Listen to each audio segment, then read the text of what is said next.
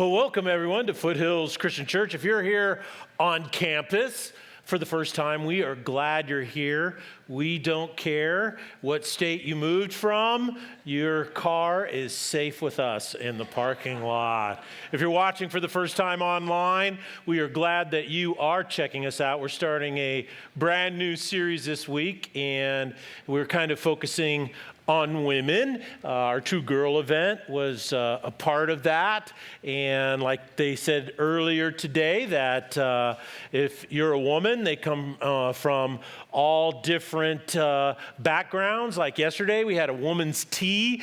And so a bunch of women came together and had a tea. And then we had another group of women go out to the shooting range. So you could do whatever was your pleasure for the day. Now, one of the first things to do is whenever you are going to preach, particularly on women, is that you need to know what women are thinking and their input. So this is a QR code. I'd like you to scan that, ladies, right now with your phone.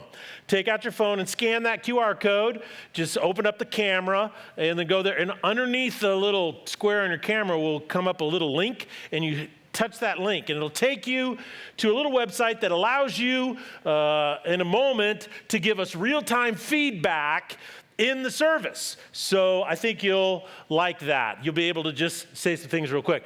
Also, it's really important to note that we want to make sure that we hear what women have to say. And so we also ask some ladies to introduce themselves and give us their input as well. Let us watch. My name is Kinsey. I have been married for 5 years now. I have a 2-year-old. He just turned 2 this weekend, and I work part-time. I'm an ultrasound tech. Hi, my name is Jordan. I am a single college student, and I work here at Foothills. Hi, I'm Shannon, and I'm married. My husband, Mitch, and we have 2 kids. They're both grown, and we even have a grandson. Hi, I'm Raquel Martin, and I am a mother, and I have been married for 3 years. One of the biggest pressure points in my life as a woman is I feel that our value really lies in how much we do and not what we're doing. And I think, though, the pressure of society on that is my worth is basically nothing. Balancing career and motherhood, and then the idea of image. The ever-changing beauty standards and just the sentiment that you can never live up to what people expect you to be. So these are some of the things that when we ask, ladies, what are some of the biggest challenges you're facing right now? So I'd like to ask you the same question. So pull out your phone, and I'd kind of ask you, what are some of the challenges that you are facing as a woman in today's culture? What are some of your pressure points? And they'll start to click right up here, and they will show us in real time. Now, just so you know, if you're watching online at a later date, the QR code won't work. It only happens live. So we're doing this live right now, and we're going to go to the next slide up there, and it'll start to populate. So next slide up there, and they'll start to populate. Next slide up there. Maybe I'm not doing the pastor swirl properly.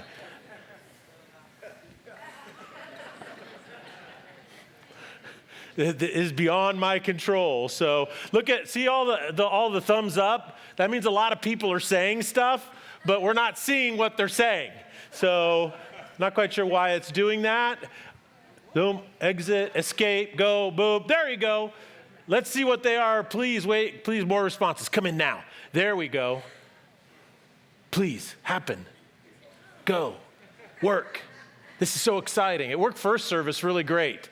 So we have 68 people that have made comments. If you look down there in the far left corner in the bottom. So, well, some of the responses that we had in the first, oh, there we go. Here they are. Imposter, appearance, parenting, pleasing everyone. These are a lot of the challenges. Wifely duties, career. Wow, parenting, keeping up with family, beauty, doing it all, financial, career, friends, appearance, your marriage. Okay, what else? Cleaning the house. There you go. So many responsibilities, meeting my in-laws' expectations, being present for it all. Wow, see how you see these things start populating up. They're just going to keep going and going and going. You know, one of the things that is really interesting about this series is that over the last 28 years that I've been at Foothills, I have done approximately 35 series directed to men. Okay? Then, if you add the boot camps, it puts up around 50 series I've done on men. So a number of women that I really respect came and said, when are you going to do a series on women? You know, you've done all these series on men. And so I said to myself, you want me, a guy, to stand up here and tell women something. You know why I've done 50 series? I said, why don't we just get a bunch of ladies, you know, speakers and stuff to share? And this is something that they shared with me that I hadn't thought about. They said, look, Pastor, as the lead speaker in the church right now, you have a perspective that other people don't have. And we want to hear what God is saying to you about this situation. You know, we have access to all these women speakers and they're great and stuff, but we were kind of wondering what you're doing. So I just want you to know that I was brought to doing this series reluctantly. I was reluctant. However, I would like to point out that when we pursue what God is calling us to do and we start to dig into it and research, we discover new things. And so I've discovered a lot of new things that God is doing. And so I hope that throughout this whole series, you are able to feel that you are hearing God's perspective, not my opinion or a worldly perspective. And so we want to start off with a simple question, and that is this. When you looked at all of those things up on the screen, all those pressures, and how many different ones they are that women are dealing with, we have to ask ourselves, how does a woman experience fullness in life? I mean, how, with all these pressures on you and all these expectations and all these demands, how do you, as a female, can experience the fullness of life? Now, if you've been a part of Foothills for 10 years or longer, you've heard me preach on the life fulfillment equation. And this is an axiomatic truth. It comes from what is known as a primary source text in the Gospels. What does that mean? Well, when we look at the statements of Jesus, there's some statements that Jesus made that are recorded where he is making a specific point about a specific thing. It has to do with our very nature. And so you call that, man, that is a primary source text, right?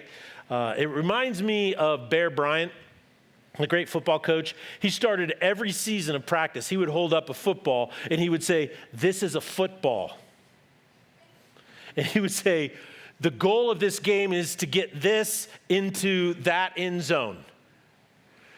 And there will be the same number of guys opposing you and trying to stop you from doing that." That's the game of football. And this is like that. This is the point of life. It's called a primary source text. It's found in Luke chapter 9. It's recorded in other places, but I want to go there, beginning with verse 23 and 24. And what he says is that if you want to understand the point and purpose of your life, and if you want to figure out what actually brings your life fullness, then you have to understand this equation. So I'm going to read it, verses 23 and verses 24. It says, "And he was saying to them all, 'If anyone wishes to come after me, let him deny himself, take up his cross, and follow me.'" You need to deny yourself, take up your cross daily, and follow me. Why? Listen to what he says, verse 24. "For whoever wishes to save their life will lose it." Isn't that interesting phraseology? In other words, like, man, if I do it all myself, then I'll get what I want. He goes, actually, no. You end up losing that game. He says, but whoever loses his life for my sake is the one who will save it. Okay, well, what does saved life look like? Well, first of all, in the Greek, the word for life is psyche, and if you transliterate it, meaning if you take the words and you make an English pronunciation, it's psyche, which we get the word psychology from. And in the New Testament, this word psyche meant the breath of life. So he's not just saying your biological life. What he's talking about is your whole life. He's talking about the breath of life. He's talking about your soul. Everything that makes you the you that you are. So he's saying, if you want to save your soul, okay? And this is what the equation looks like. I kind of have a little graphic up here for you to see, is that if you want your soul to be saved, what does this mean, a saved soul? Well, the saved soul basically means that my soul has been healed and redeemed. It's been restored. I've been brought from death to life. The Bible calls this born again. It's called salvation. And so it's all of those things. And what happens is when my soul has been redeemed, then what happens is I start to experience and live in the fruit of the Spirit. Galatians chapter 5. Which is what? Love, joy, peace, patience, kindness. So it's like, wow, I want a saved soul because it's all about the most important things of life, right? It's about your love and joy and peace. And man, I want that. And he says, if you want that, there's an equation that you must follow to get it. Now, oftentimes, we think in very linear terms. We've been trying to think, well, if I make this one decision or I do this one thing, this will happen. And Jesus is saying, no, it's more like cooking, right? It's more like cooking. You got to get all the stuff right. And what are the things that we need to get right? Well, he says the first thing you have to do is follow me. So to follow him, you have to know him. You got to know who he is. You got to know what he says. You got to know what he thinks. You got to know his perspective on life. Why? Because if you're going to follow him, you're following what? His life, his perspective. So you've got to know Jesus. That's the first step. That's why in our mission statement as a church, our goal is to connect you to Jesus first. We want you to know him. We just don't want you to know about him. We want you to know him personally. Then the second thing he says is that in order to follow me, you know what you have to do? In order to know me, you're going to have to deny yourself. So you need to know yourself. And because my question is, well, what do I need to deny about myself? Do I deny the things about myself I don't like? Or do I deny the things about myself I do like? Some people think, well, you need to deny everything about yourself. There's nothing, you got to think very poorly. You're lower than a snake's belly in a wagon wheel rut, and that's how you're supposed to live your life. Well, is that true? So I'm just like, I've always had a question. What does it mean to deny self? Because there's parts of me that I think I like or that are created in the image of God. Then there's parts of me that aren't so great. Just ask my family members. So I have to know Jesus, but then I got to know myself, because if I know myself, I know what I need to deny in order to follow him. So that means there's something that stops me from following him, but there's a part of me that wants to know him and follow him, and how do I figure that out? Then he says this, is that you not only need to know him, you not only need to know yourself, you also need to know the world in which you live, because you notice what he says? He says, take up your cross. What does that mean? Well, in the first century, the cross was the primary way in which the Romans executed everybody. People they didn't like, political prisoners, criminals, anything. If you had rude manners at dinner, you could be in a cross. And that's how they executed people, okay? And so what this is a concept of sacrifice. I have to choose my sacrifice. And so I got to know what the world is trying to do to me to stop me from following Jesus. So do you see how the equation works now? If I want to walk in the fullness of life that Christ has for me, the life fulfillment equation, I've got to know the world and what it's trying to do to me. I got to know myself, right? And what's going on there. And then I got to know Jesus and follow him. Boom, boom, boom. And if you don't need to have a PhD in these things. You don't have to master's degree or college education on it. All you got to do is understand basically these three areas of your life. And what you will do is you will start to walk deeper in the fullness of life and experience the fruit of the Spirit in your life. So we want to know Jesus, know ourselves, and know the world and what it's trying to do to us. And that helps us grow in our faith. So, this is the point of the equation. If you want to see your soul saved, by salvation we mean restored, whole, free, filled with love, peace, and joy, then you must deny yourself, take up your cross daily, and follow Jesus. So, Jesus is the first part of this equation, and we're going to use this equation throughout the entire series and use it as our template to understand what's going on, particularly for women. So, why is knowing Jesus, ladies, critical for you to be fulfilled, valued, safe, and secure as a woman? Why is that so important to experiencing the unique value, security, fullness, joy of being a woman? Well, the reason why knowing Jesus is so important is because there are two versions of you. How do I know that? Well, we know that because there are two kingdoms. There is the kingdom of this world, and the kingdom of this world has a version of you that it wants you to believe about yourself. And then there is the kingdom of God, and there is a version from him that he wants you to believe about yourself. And guess what? You get to choose which one you believe. The version that the world is trying to get you to adopt, or the version that God wants you to adopt in his kingdom.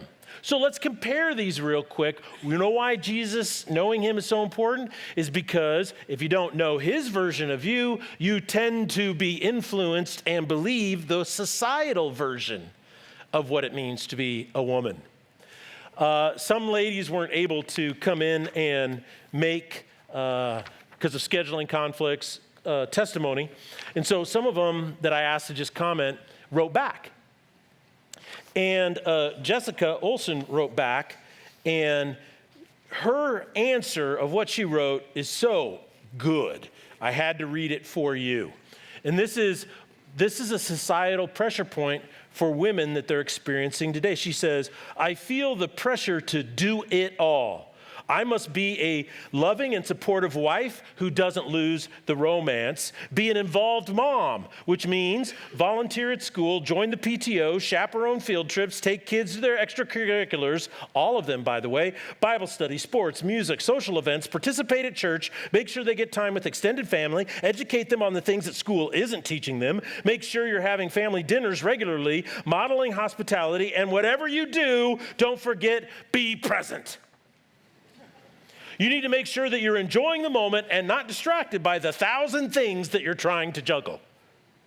You also have to take care of yourself, which means exercise, eat healthy, take time for yourself, maintain your hobbies, do things that make you happy, maintain friendships, participate in ministry, be a responsible citizen, and participate in politics. The list goes on and on. I've also sensed a pressure to be a contributing member of society. In other words, have and develop a career. Ladies, did she nail it? Okay, she got it. That is what happens when the kingdom of this world, the societal version of you, is all you hear. Society's version of who you should be, ladies, is filled with pressure. It tries to get you to conform to its ideal woman through the usage of guilt, emotional guilt. And that comes out as you feel guilty all the time and you feel pressure all the time. And you know the answer that you end up with is this: you're not enough, you're a failure, you're incapable, you're unattractive, no one likes you, you're ugly, and you have bad hair. That's what you hear. Because society is saying this is the version, and because you don't measure up, it uses emotional guilt to try to get you to conform to it. How is it possible to live a peaceful, fulfilled, loving, joyful, happy life when the pressure on you to do something or do everything, it never goes away? I find that impossible, and that's why society does it, because it wants you to feel like a failure. However, can you trust a societal version of what it means to be a woman that is erasing what makes you so special and unique as a female? That's what this title means, is that our society doesn't value the unique feminine virtues, qualities, and values of women anymore. The feminine virtues that women bring to the table are not valued anymore. What you're valued for is not nurturing, cradling life. It's not building, pouring yourself into the lives of children. Those things aren't valued. The feminine virtues that are valued are your sexuality. It's how hot you look. That's what it does. It says the only feminine virtue our society likes is sexual manifestation of females. And it's everywhere. If you'd like a deep dive on that, listen to our episode that Jesse and I did on the Salty Pastor this last week. The values, as I said earlier, of nurturing, developing life, society doesn't care about that. Society cares only about power. How much power do you have? And so it reduces all relationships to power imbalances. And this, of course, is toxic. Let me ask you a question. Some people think, well, I'm not so sure our society is that bad. And I'm like, well, this is salty. It's not designed to offend. It's only designed to get you to think, because we want you to think for yourself. But let me ask you a question. What do all of these things have in common? The NCAA's 2022 Woman of the Year Award, the New Zealand Sports Woman Year of Award, Time Magazine's 2022 Cover Woman of the Year, Glamour's 2015 Award for Woman of the Year, USA Today's 2022 Woman of the Year Award. They all have in common that they were won by biological men who think they're women. What does that say if you're a woman? This might be controversial, but I'll say it anyway. What happens when a mediocre dude, an average dude, is voted better than you, who is actually a biological female? Does that make any sense? Our society is erasing your value, because our society wants to erase everything that is awesome about you, what makes you unique and special and valuable. I could go on and on about what society's messages do to females and how it hurts them, but I don't want to spend any more time on that because it's false. I want to talk about the other version. God's version. And God's version of who you are is awesome. It begins at the very beginning of the Bible. If you go back to Genesis chapter 1 in the creation event, Listen to what he says. Chapter 1, verse 26. He says, then God said, let us make man in our image according to our likeness, and let them rule over the fish of the sea, over the birds of the sky, over the cattle, and over all the earth, and over every creeping thing that creeps along the earth. And God created man in his own image. In the image of God, he created them, male and female, he created them. In the image of God, he created him male and female. Number one, yeah, you get to get a shout out for that. What does that mean? Well, what that means basically at its core is that your feminine nature is a reflection of the image of God. Your essence represents God's highest creative act. Notice every other thing in creation, if you go and read the first chapter, he says, God said there would be this thing, it happened, and he goes, oh, that's good. But then he gets to this point, and this is where he says, let's create humanity in my image, our image. And so the feminine is just as important as the masculine as representations of the image of God. And you know what that means? That means that you, ladies, have been invited to be a co-creator of life with God. Babies are not just popping up. There is no stork. Okay? There's no stork. You've been invited to be a co-creator. And here's the thing, some people say, well, what if I was a female and I never got married and I never bore children, or I tried and I couldn't? I feel for you, but that is not the point of reflecting the image of God. The fact that you were created in that way is in and of itself, whether you bear children or not, of your value in the eyes of God. Your whole makeup, not just the fact that you have a uterus and different reproductive organs, it's the way you think and the way you feel and the way you process information, your way you view the world around you. The feminine aspect of you is a part of the image of God. And then he says that, look, I want you, he says in chapter 1 there, he says, I want you to rule and manage what? The fish of the sea, the birds of the air, cattle over there, and every creepy, crawly thing that crawls upon the earth.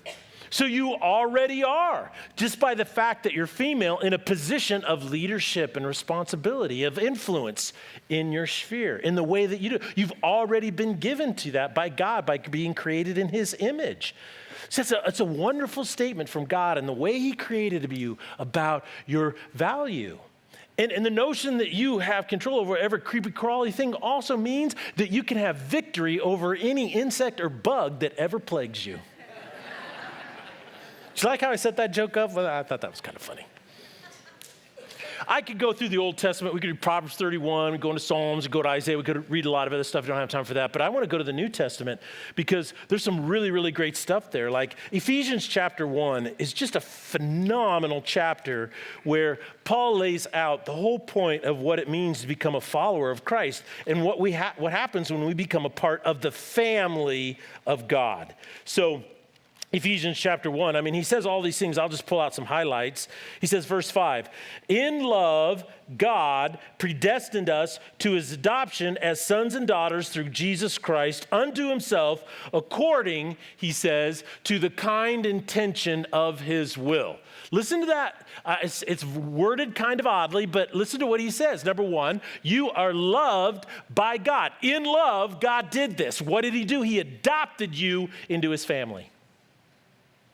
You aren't a second-class citizen. You aren't a person that is lesser. You're none of those things. You are adopted as a child of God. You are not a subject, all right? You're not an alien. You're not a stranger or a foreigner. You are now a child of God, adopted into his family. He goes on to say, and you have been given the blessing of inheritance of every spiritual blessing unto heaven that's poured out upon you who've been adopted into his family. And then he says this, he goes, this is according to the good pleasure of his will. And I like that phraseology because what he's saying is that God did this because it brings him pleasure. He didn't do this begrudgingly or because he had to or because it was fair. He did it because he delights and enjoys you as a female being adopted into his family. So you are an adopted child of the King. If you flip over here to chapter 2, I believe it's verse 19, he says, look, you are not a stranger anymore. You are no longer a stranger or a foreigner. You are a fellow citizen with the saints. The Greek word for saints is hagia humo. Hagia is the word for holy. So he's saying, you have been made holy with a part of the holy ones, those who've been made righteous by the blood of Christ. You are of God's household. And this whole deal is built on the foundation of the apostles and prophets, Christ Jesus himself being the cornerstone. You are a citizen of his kingdom. That's God's version of who you are. Isn't that different than the world's version of who you are? I think that is a really powerful contrast. So my question is, which one do you believe? And how do you actually know which one you believe? You see, if you, and I ask this question not to tell you what to think, but to use it as an evaluative technique, because our goal is to help you grow in your faith, right? That's what we're always trying to do. So you have to come to your own conclusion on this. But if my day and my life is filled with all of this pressure, all of this negative stuff, if I have the voice in my head, right? And ladies, you all have a voice in your head, and the voice in your head constantly is saying to you that your life has no value, you can't do it, you don't measure up, you're a constant failure, then you have to ask yourself this simple question, what version of me am I believing? Think about that for a moment. You see all the pressure and the stress and things that are happening in your life. Could that be not something to make you feel guilty to try to get you to conform? Maybe in the kingdom of God, it's an opportunity for you to realize, I don't think I'm really buying into the right version of me. I'm buying into that version, not this version. And here's what's so important. This is not a question of effort. A lot of women who've grown up in the church go, well, I shouldn't feel this, and I shouldn't feel this way. I shouldn't feel bad about myself. I need to do better so that I think and believe this. I'm going to work harder to believe this. It's not an issue of effort. It's something you can't make happen. It's only something you can receive through the grace of God in your life. You have to deny yourself. You have to open up your arms and say, God, I receive you. See, this is why prayer and spending time with the Lord for you as a woman is so critically important, because it's your opportunity to receive God's version of you. You have to know Jesus. And if you don't know him, you don't know what he thinks about you. You don't know what he said about you. You don't know what he's done for you or is doing in you. You have to know Jesus and receive the power of what he is bestowing upon you. It's an issue of belief, not effort. And what do I always say? What you believe is one of the most important things about you. To know Jesus is to know his version of yourself. And so the more you know him, the closer you are to him, the stronger your relationship, the stronger your faith. So the more, what happens? The more that you believe this in the depth of your soul, of his version of who you are, is how you walk in the fullness of life. Do you remember what Jesus told the woman of the well in John 4, verses 13 through 14? It's really interesting. He says, he's talking to her. She asks him a question. She says to him, look, Jesus says, everyone who drinks of this water will be thirsty again. But whoever drinks of the water I give him will never thirst. Indeed, this is what's so interesting. Indeed, the water I give him will become in them a spring of life, a breath of life that does what? It wells up within their soul and it just comes splashing out. That's called a full life. Now, let me apply this real practically, best I can.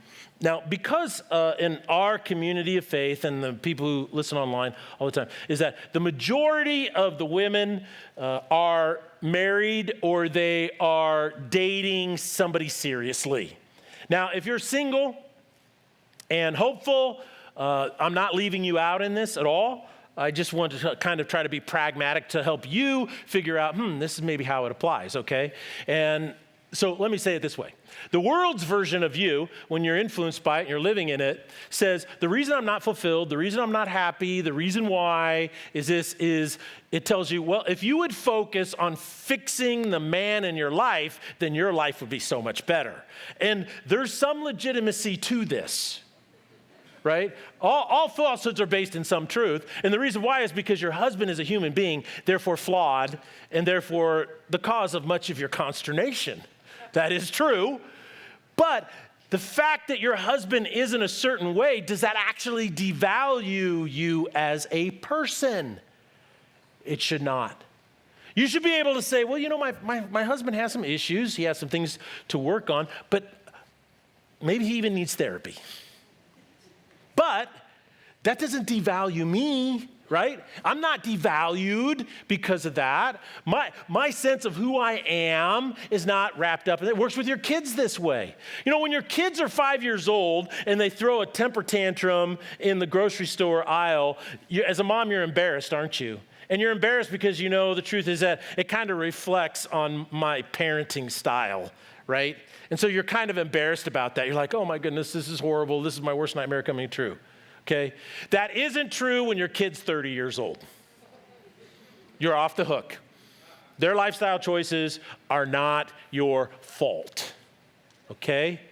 So the thing is that if you stay fixated because you're being influenced by this one on fixing somebody or something in your life, or you feel devalued or a lack of influence or a lack of love or whatever, the issue is that I'm being influenced by this, I'm not being influenced by this. And oftentimes when you can get to this, the version God has of you, and you walk in that, guess what happens to your influence and your impact in people's lives? It goes up, not down. Now I know in sharing this, a lot of guys are thinking, man, I am so happy that my wife has finally heard, my girlfriend has finally heard, that her value is not determined by my flaws or mistakes. I'm so happy I'm glad she went to church today to finally learn that. So a lot of guys are thinking, guess what this means? I don't have to do that anymore.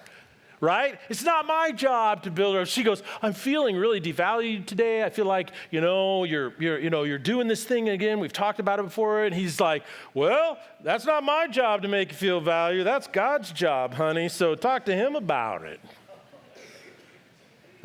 Well, when you get out of the hospital, you're going to rethink a little bit about that approach. And here's why.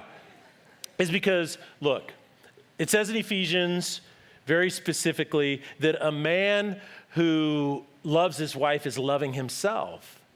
So what you should be doing is you should be spending your time, guys, affirming God's version of your wife or your girlfriend as much as possible. If you take seriously the notion of leadership in your family, this is what it means. Leadership is not telling somebody what to do. Leadership is affirming them in the version of who God has called them to be. Use her love language to reinforce God's version of her. If you've heard of love languages, maybe hers is words of affirmation, or maybe it's affection or touch, or it's acts of service, or it's gifts. Whatever it is that is her love language, then you should spend your time affirming her through her love language, not in your opinion of who she is. It's like, oh man, I'm so glad that you made dinner tonight. I love this. It's good. Blah, blah.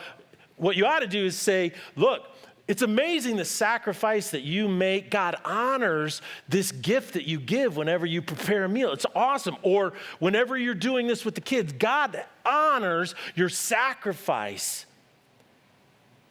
You've taken up the cross and rejected the world's definition of success, and you've poured yourself into our kids, and look at the glory that they bring you because of how well they are doing. If you're a smart man or even an averagely undumb man,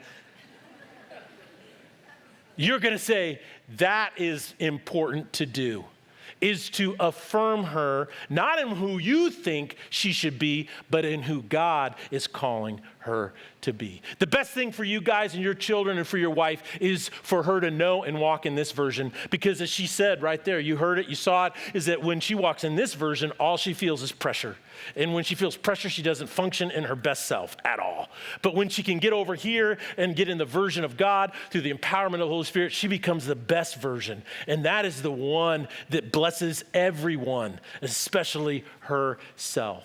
So if you take leading seriously and you're a guy, I would encourage you to plan, organize, create space for her to discover and experience God's version of who she is. I would do that. I would take serious planning and organization and create space for her to do that. The other thing I would do is I would finance it, encourage it as much as possible. Because the best thing you ever do, the best thing you'll ever experience is when she lives and walks in the version of who God is calling her to be. Why? Because there's an equation that Jesus gives us, and this equation gives life, the breath of life to your soul. And it begins with knowing him. So as you pursue him, learn about him, investigate him, begin to walk in him, live in him, and experience the value of his version of who you are. And don't forget that, because God says you are the daughter of a king. You are loved by the creator of the universe. You are protected. You are secure. You are adopted and given inheritance by the King of Kings and the Lord of Lords. Every spiritual blessing in heaven is being poured out on you. When you know this truth, when you know this version, believe it with all of your heart. Because when you believe it with all of your heart, no one person, no one situation, no thing can ever take it away. Let's stand for closing prayer. Jesus, you are the truth, and we only know it when we live in you. Amen. God bless you. See you next Sunday.